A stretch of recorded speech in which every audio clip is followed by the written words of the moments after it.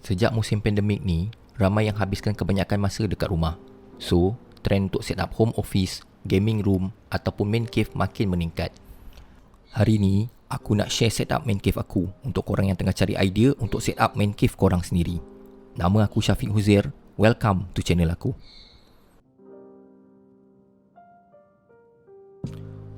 Sebagai disclaimer, semua produk dalam video ni bukan sponsor daripada mana-mana pihak. Video ni adalah pendapat aku sendiri berdasarkan experience menggunakan kebanyakan produk ni lebih daripada 6 bulan. Untuk bahagian pertama ni, aku fokus pada setup meja dulu. Korang boleh klik pada timeline dekat bahagian description kalau korang nak skip dan cari barang spesifik. Okey, jom kita mula. Bila kita cakap pasal setup meja, benda pertama kita kena cakap of course adalah meja. Meja yang aku pakai ni adalah Calbee Worktop daripada IKEA. Reason kenapa aku pilih meja ni pertama sekali adalah sebab ukuran dimension dia. Dengan dimension 186x63cm, meja ni boleh dikira agak panjang. Aku prefer meja yang panjang compare to setengah meja yang lebar. So aku ada space untuk letak barang yang banyak dekat kiri dan kanan meja. Dan sebab meja ni tak terlalu lebar, jadi aku tak rasa terlalu jauh jarak badan aku dengan monitor. Selain daripada tu, aku suka warna finishing pada tabletop ni iaitu warna walnut. Tapi, downside tabletop ni adalah harga dia agak mahal berbanding harga meja IKEA yang lain. Sebab tabletop ni IKEA advertisekan untuk kegunaan sebagai tabletop dapur dan bukan untuk meja. Tapi, tabletop ni menggunakan solid wood berbanding meja IKEA yang lain yang gunakan fiberboard dengan serbuk kayu di bahagian dalam. Jadi, meja ni agak kuat dan risiko untuk tabletop ni melendut atau sagging agak kurang berbanding meja-meja IKEA yang lain. Untuk korang yang nak meja dengan dimension yang sama tapi pada harga yang lebih murah, korang boleh cuba untuk cek IKEA Saljan. Kerusi yang aku gunakan adalah gaming chair Secret Lab Titan 2020 dengan material soft wave. Alasan paling utama kenapa aku pilih kerusi ni sebab kerusi ni ada built-in adjustable lumbar support. Apa yang benda tu buat ialah korang boleh adjust curve dekat bahagian kerusi itu mengikut bentuk badan korang dan support bahagian belakang badan korang. Untuk aku yang mempunyai sakit belakang sebab bad posture, benda tu sangat membantu. Selain tu, kerusi ni mempunyai bantal untuk naik support, range tilt mechanism yang agak besar dan juga recline sehingga 165 degree. Ini membuatkan kerusi ni sangat selesa, bukan je untuk buat kerja dan main game. Kalau korang nak, korang boleh baring dan tengok movie atas kerusi ni. Downside kerusi ni sama macam meja tadi, harga dia memang agak tinggi. Tapi dengan fungsi yang aku sebut tadi dan material dia memang rasa premium, harga kerusi ni pada aku berbaloi. Aku dah beli kerusi ni hampir setahun dan sejak aku pakai kerusi ni, aku memang sangat jarang dapat sakit belakang walaupun aku selalu duduk depan komputer untuk masa yang agak lama. Seterusnya, kita pergi kepada PC. PC yang aku gunakan sekarang ni, aku baru buat pada pertengahan tahun lepas. Aku pernah post video proses aku buat PC ni. Kalau korang minat nak tengok, korang boleh klik link dekat bahagian atas. Segala komponen pun ada disertakan in detail di dalam video tu. Secara ringkasnya, PC aku ni menggunakan prosesor Ryzen 5 3600, GPU Nvidia RTX 2060 Super dengan 16GB RAM. Aku agak bernasib baik sebab aku beli barang PC ni awal sebelum harga barang-barang PC naik melampau disebabkan shortage. Dengan spek yang aku sebut ni, PC ni mampu untuk run kebanyakan game pada 1080p dengan ultra setting tanpa masalah. Frame rate pun kekal pada range 110-120fps. Bagi aku yang menggunakan monitor ultra wide dengan resolution 2K, PC ni masih mampu untuk run kebanyakan game pada setting ultra, tapi frame rate akan drop sikit ke range 65-75fps. Pada pendapat aku, range FPS tersebut masih agak bagus dan smooth untuk main kebanyakan game. Tapi limitation spek PC ni jelas pada resolution 4K. Aku pernah sambung PC ni ke TV 4K aku untuk main game pada resolution 4K. Dan aku notice even dengan game seperti Hades yang tak begitu grafik demanding, FPS drop bawah daripada 60fps dan membuatkan pengalaman bermain game tu tak begitu smooth. So suggestion aku untuk yang nak bermain game pada resolution 4K, korang kena upgrade graphic card ke spek yang lebih tinggi. Tapi dengan keadaan shortage pada masa sekarang, aku ucapkan good luck. Aku menggunakan casing NZXT H510 Elite sebab aku suka design casing ni yang simple dan sleek. Susun atur casing ni pun memudahkan proses pemasangan PC dan juga kabel management. Walaupun ada advantage pada design, casing ni agak well known untuk airflow dia yang tak berapa bagus.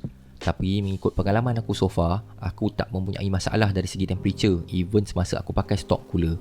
Sekarang ni dengan menggunakan AIO cooler, suhu ideal CPU aku adalah dalam range 45 to 48 degree dan suhu paling tinggi aku pernah nampak ketika bermain game pun pada around 70 degree.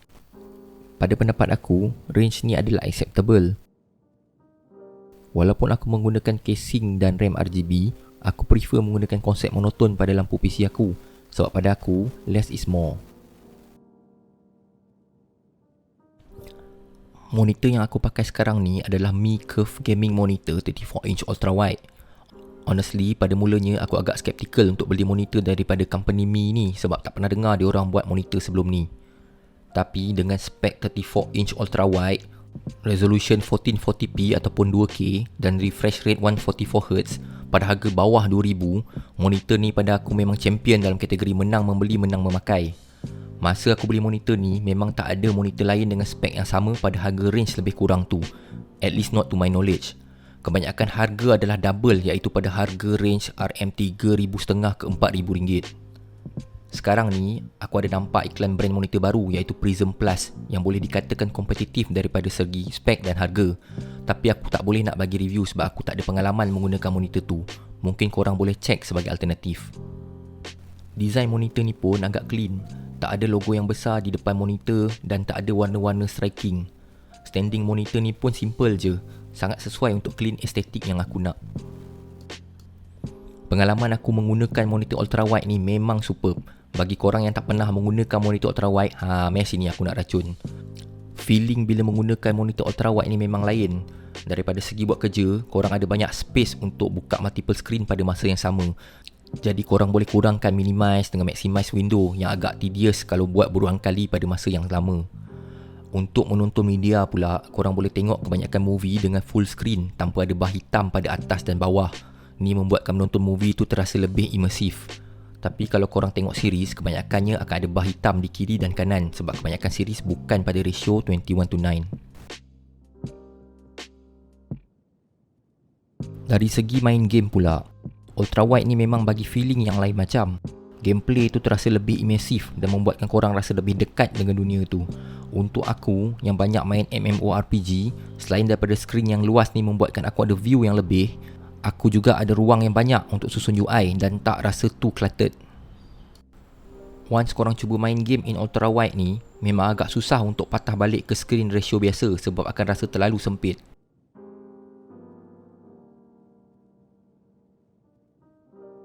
Aku bukanlah seorang yang audiophile, jadi aku hanya menggunakan speaker Logitech yang honestly aku tak ingat nama model sebab aku beli speaker ni pada tahun 2007. Speaker ni mempunyai subwoofer dan pada aku audio kualitinya dah cukup baik. Cuma speaker ni tak begitu pleasing daripada segi estetik yang aku nak. Tapi aku tak nak spend duit yang banyak semata-mata untuk rupa speaker yang lawa.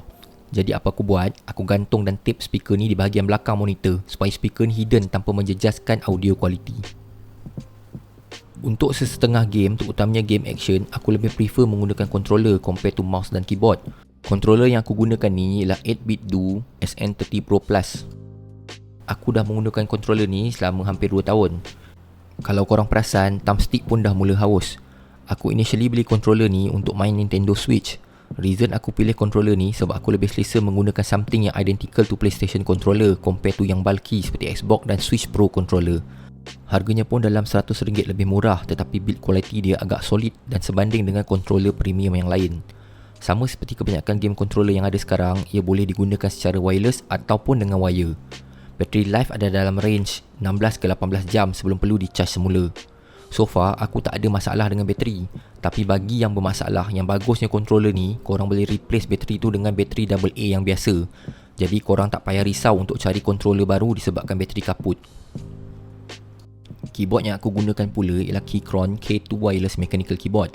Pada mulanya, aku assume harga keyboard Keychron ni mesti mahal disebabkan brand ni agak selalu digunakan oleh YouTuber-YouTuber yang terkenal. Tapi bila aku survey harga, actually harganya agak murah untuk mechanical keyboard yang menawarkan feature wireless. Aku mengambil model K2 disebabkan saiz keyboard ni iaitu 75% daripada normal keyboard. Keyboard ni tak mempunyai keypad 10 key ataupun number pad, tetapi masih mengekalkan F button di bahagian atas. Saiz keyboard ni lebih compact daripada TKL keyboard. Warna keyboard ni yang asal adalah kelabu dan orange.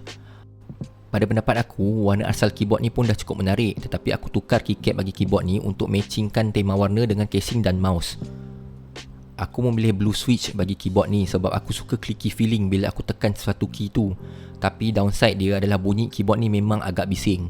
Bagi siapa yang memerlukan bunyi yang lebih senyap, mungkin korang boleh consider Red Switch. Keyboard ni juga menawarkan 18 mode backlit yang korang boleh pilih mengikut preference korang. Bagi yang minat RGB, boleh pilih model tersebut instead of warna putih yang aku ada ni. Personally, aku jarang menggunakan backlit di keyboard ni dan prefer untuk just off feature tu. So far, keyboard ni memenuhi keperluan aku. Aku tak pernah notice any delay walaupun menggunakan wireless. Dan battery life pun agak lama. On average, dengan menggunakan keyboard ni dalam 5 jam sehari, aku hanya perlu charge keyboard ni sekali saja dalam masa sebulan. Bagi yang berminat, korang boleh beli direct je keyboard ni daripada website diorang.